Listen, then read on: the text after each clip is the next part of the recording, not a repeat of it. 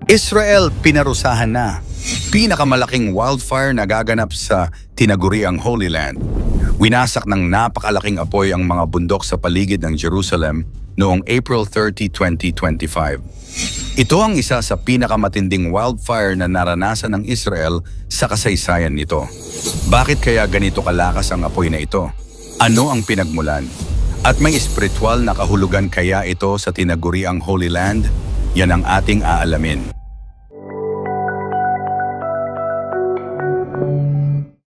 Grabing sakuna, epekto at lawak ng wildfire. Takot ang naramdaman ng mga tao nang makita ang makapal na usok sa kalangitan ng Jerusalem. Sa loob lang ng ilang oras, lumaki ang apoy na parang may sariling buhay. Ayon sa mga report, humigit kumulang 6,170 hektarya ng kagubatan at natural reserves ang nasunog. Hindi lang puno at halaman ang naapektuhan.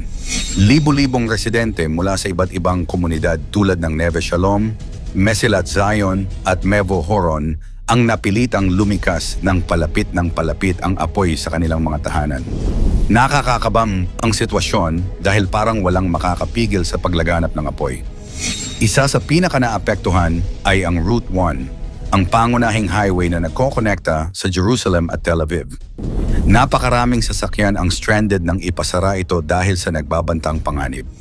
Ang mga larawan mula sa mga dashcam ay nagpapakita kung gaano kalapit ang apoy sa mga motorista, halos abot kamay na lang. Sa gitna ng kaguluhan, hindi maiiwasang may masugatan.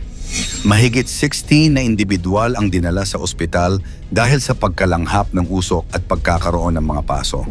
Salamat na lang at wala namang naitalang nasawi. Hindi naman nagpabaya ang gobyerno ng Israel. Agad nilang pinakilos ang mahigit 163 na firefighting teams at 12 aircraft para labanan ang apoy. Kitang-kita ang dedikasyon ng mga bumbero na halos walang pahinga sa loob ng 30 hours para lang maapula ang sunog. Hindi lang iyon, pati ang Israel Defense Forces, IDF, ay tumulong sa ground operations, nagpadala ng mga sundalo at kagamitan para suportahan ang firefighting efforts. Talagang all hands on deck ang sitwasyon. Nakakagulat din na hindi lang lokal na pagtugon ang nangyari.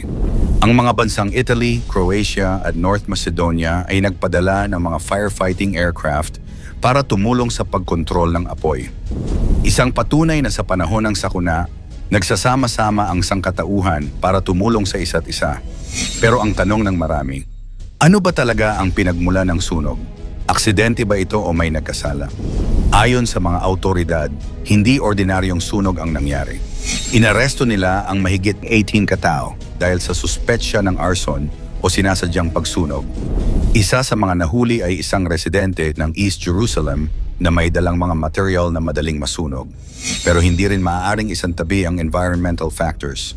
Ang matagal na tagtuyot at matataas na temperatura ay naglikom ng perpektong kondisyon para sa mabilis na pagkalat ng apoy. Parang isang bombang naghihintay lang na pasabugin. Sa ganitong klaseng sitwasyon, natural lang na magtanong, sa kamay ba ng tao o kamay ng Diyos na ang may pakana nito? Sacred fire, parusa o presensya ng Diyos. Sa kasaysayan ng Biblia, ang apoy ay madalas na simbolo ng dalawang bagay. Divine judgment, parusa ng Diyos, at divine presence, presensya ng Diyos. Kaya naman hindi maiiwasang magkaroon ng espiritual na pagninilay ang marami. Lalo na't ang Jerusalem ay isang lugar na mahalaga sa tatlong malalaking relihiyon, Judaism, Christianity at Islam. Kung titingnan natin ang mga talata mula sa Biblia, makikita natin ang dalawang mukha ng apoy. Apoy bilang parusa ng Diyos. Sa nakalipas na mga taon, umaabot na sa nakababahala ang kalagayan ng Israel. Isa sa mga pinakamasaklap na kasalanang ginawa ng Israel ay ang Gaza bombing na kumitil sa mahigit 50,000 buhay na karamihan ay inosenteng sibilyan at mga bata. Ang dating banal na lupain ay halos hindi na makilala sa dami ng kasalanan mula sa laganap na korupsyon sa gobyerno, paglaganap ng karahasan, pang-aabuso sa mga marginalized communities, at kawalan ng tunay na pagmamahal sa kapwa. Sa libro ni Isaiah 10 verse 17, mababasa natin, ang ilaw ng Israel ay magiging apoy, ang kanilang banal ay magiging liyab. Sa isang araw lamang ay susunugin at tutupukin nito ang kanyang mga tinik at mga dawag. Ang talatang ito ay nagpapakita ng apoy bilang instrumento ng paghatol ng Diyos na nagpupurga ng kasamaan at nagpapatupad ng katarungan sa isang lipunang lumihis sa tamang landas. Sa libro naman ni Amos 1, versikulo 7 ay sinabi, "Magpapadala ako ng apoy sa mga pader ng Gaza na lalamon sa mga palasyo nito." Dito ang apoy ay kumakatawan sa divine retribution o parusa ng Diyos laban sa mga bansang lumalabag sa kanyang mga kautusan, isang babala sa mga mamamayan na ang pagtalikod sa Diyos ay may kaakibat ng kapalit.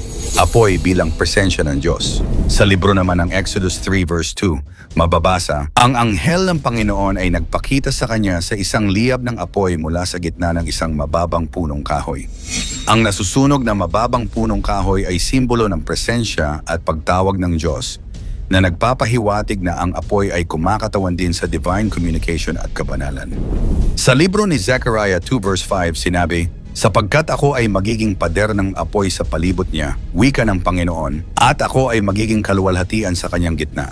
Ang talatang ito ay nagpapakita ng apoy bilang proteksyon ng Diyos na nakapalibot sa Jerusalem.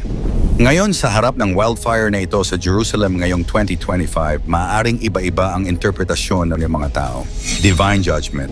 May mga nagsasabi na ito ay isang manifestation ng divine displeasure o galit ng Diyos, posibleng bilang tugon sa patuloy na mga conflict at moral failings sa rehiyon. Sacred presence.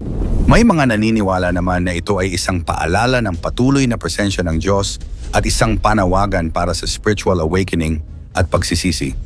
Ang mga ganitong pangyayari ay nag-iimbita ng refleksyong sa espiritual na kalagayan ng bansa at ang pangangailangan para sa alignment sa mga divine principles. Habang pinagmamasdan natin ang mga ruins at ang mga natupok na kagubatan, hindi maiiwasang magtanong, may mas malalim bang mensahe sa likod ng trahedyang ito? Paalala ba ito sa ating kababalaghan sa harap ng puwersa ng kalikasan? O may divine intervention bang dapat bigyang pansin? Opinyon ng mga eksperto, natural disaster o may dahilan. Ayon sa mga climate experts, ang wildfire na ito ay maaaring tingnan bilang isa sa mga manifestations ng climate change. Ang pagtaas ng global temperature ay nagdudulot ng mas matinding tagtuyot at mas mahabang fire seasons. Sa kabilang banda, ang mga security analysts ay naghihinala na ang mga arson incidents ay maaaring bahagi ng mas malaking destabilization efforts sa rehiyon.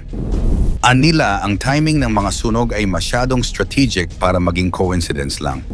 Sa huli, ang wildfire na ito sa Jerusalem ay hindi lamang tungkol sa nasunog na mga puno o nasirang mga bahay. Ito ay tungkol sa resilience ng mga tao, sa kanilang kakayahang bumangon muli at sa kanilang pananampalataya na nagbibigay sa kanila ng lakas sa gitna ng trahedya. Sa iyong palagay, natural calamity lang ba ito o may divine message? Isang mensahe kaya ito mula sa Diyos bilang isang parusa o babala?